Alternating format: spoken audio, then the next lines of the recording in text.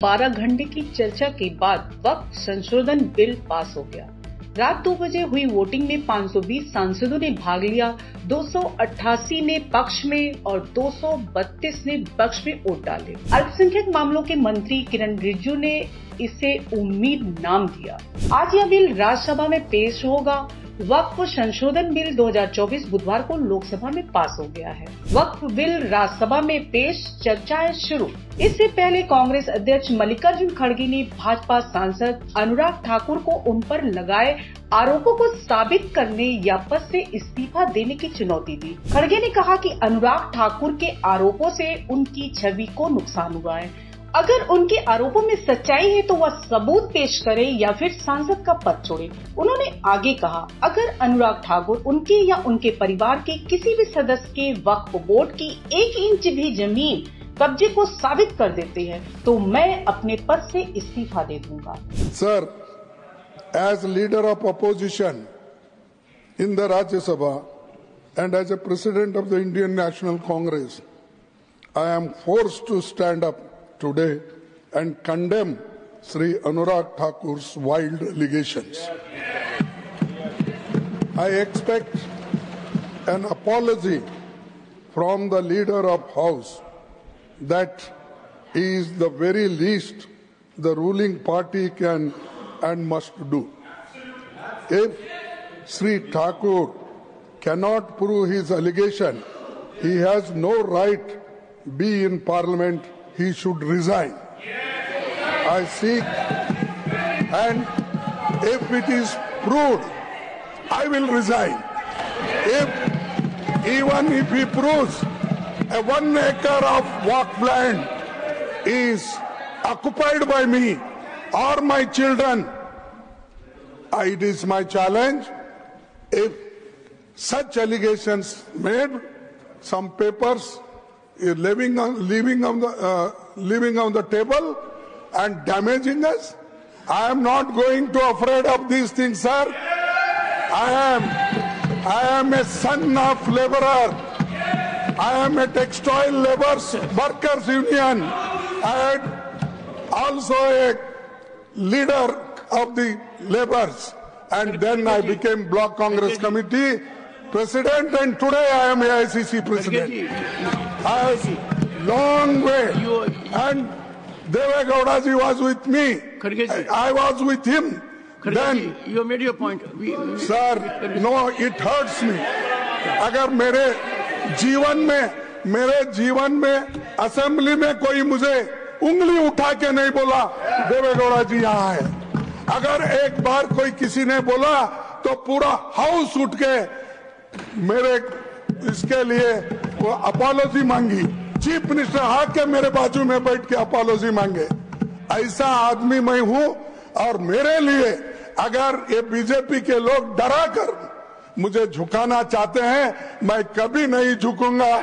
मैं टूट जाऊंगा लेकिन झुकूंगा नहीं, ये याद रखो। डराने से मैं डरने वाला नहीं हूं, और 1 इंच भी अगर जगह मैंने अगर किसी की ली, अरे मैंने तो उस एरिया से आता हूं साहब, जिस एरिया में मुझे एक सेगमेंट में मुस्लिम के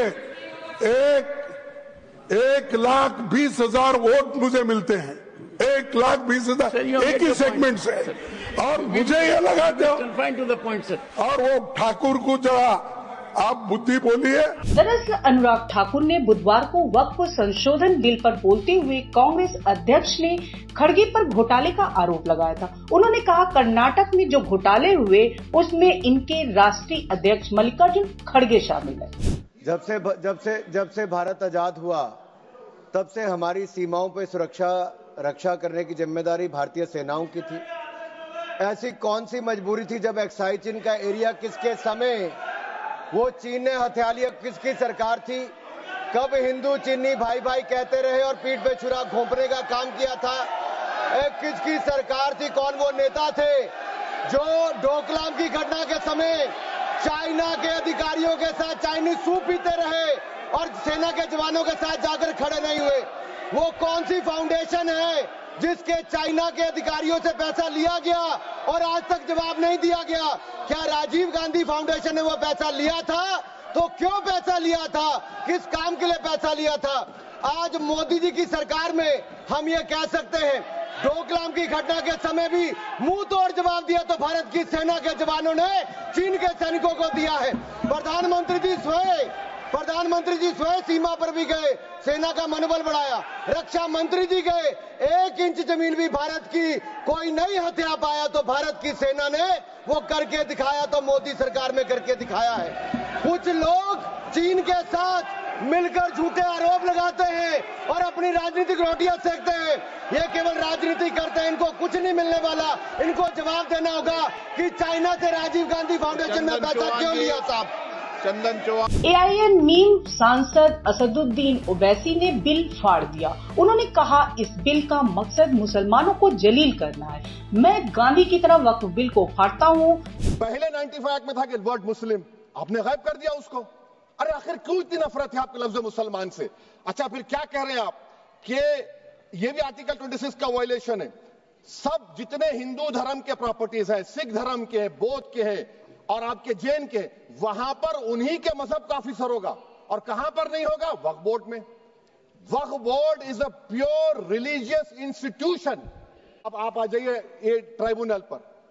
मुझे समझ में नहीं आया सर कि हमारे होम मिनिस्टर वजीर दाखिला ने क्या कह दिया कि 2013 का जो कानून है वो नहीं बनता तो हम नहीं लेके आते। मैं बड़े अदब के साथ उनसे पूछना चाह रहा हूं कि क्या उस वक्त राजनाथ सिंह साहब, अडवाणी साहब, हमारी लेट सुषमा स्वराज, ये बड़े बड़े नेता यहां बैठे थे? आपने यूनानिमस उस कानून को पास करवा दिया। कीर्ति आजाद थे उस वक्त, अब यहां बैठे हैं वो टीएमसी में।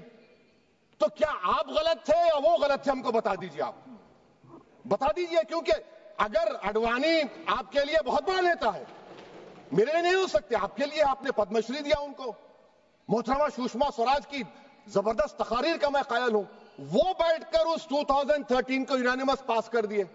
मुझे कंफ्यूजन है कि क्या अमित शाह, नरेंद्र मोदी बड़े हैं या अडवाणी बड़े हैं? आपके लिए आप तय कर लीजिए। अच्छा, हिंदू धर्म में सेल्फ एक्वायर्ड प्रॉपर्टी को एक हिंदू, अब उसके फर्ज के 2 बच्चे हैं, वो एक को अपनी पूरी दौलत दे सकता है, कोई रोक टोक नहीं है। वो कहेगा नहीं मैं घर के बच्चों को नहीं दूंगा, मोहल्ले के गरीब को दे दूंगा, वो भी कोई रोक टोक नहीं है। वहां पर आपको बच्चों की फिक्र नहीं है। जब मैं अपनी प्रॉपर्टी को अल्लाह को नालिक बनाकर दे रहा हूं, आप कह रहे बच्चों की फिक्र नहीं है। इतनी मोहब्बत आप बिल्किस बानो से दिखा देते तो आपके लिए दुआएं देती। आपके लिए तो हिस्ट्री को पढ़ेंगे तो महात्मा गांधी उस वक्त के व्हाइट अफ्रीका में, सफेद फार्म अफ्रीका के कानून को महात्मा गांधी ने कहा था कि ये मेरा कॉन्शियंस इसको मानता नहीं है, मैं इस कानून को कबूल नहीं करता हूं। तो महात्मा गांधी ने क्या किया? उन्होंने उस कानून को फाड़ दिया। तो मैं गांधी की तरह इस कानून को फाड़ता हूं। ये अनकॉन्स्टिट्यूशनल है सर। इस देश में झगड़े पैदा करने का काम बीजेपी करना चाहती है मस्जिद और मंदिर के नाम पर, इसीलिए मैं इसका कंडेम करता हूं। बिल पर चर्चा के दौरान गृह मंत्री अमित शाह ने भी कहा, वक्फ में गैर इस्लामिक नहीं आएगा, ऐसा कोई प्रावधान नहीं है। वोट बैंक के लिए माइनॉरिटीज को डराया जा रहा है। ना मुतवल्ली गैर इस्लामिक होगा, ना वाकिफ गैर इस्लामिक होगा। मान्यवर, वहां कोई प्रोविजन नहीं है। जो धार्मिक संस्थाओं का संचालन करते हैं उसमें कोई गैर मुस्लिम व्यक्ति रखने का प्रावधान किया भी नहीं है, हम करना भी नहीं चाहते हैं मान्यवर। इसलिए जो बड़े बड़े भाषण करते हैं कि समानता का अधिकार चला गया, 2 धर्मों के बीच में समानता नहीं रही, मुसलमानों के धार्मिक अधिकारों के बीच में दखल खड़ी हो जाएगी, कुछ नहीं होने वाला मान्यवर। इस दृष्टि से देखें तो 1995 तक वक्फ की काउंसिल और वक्फ बोर्ड था ही नहीं, वो तो 95 से आया।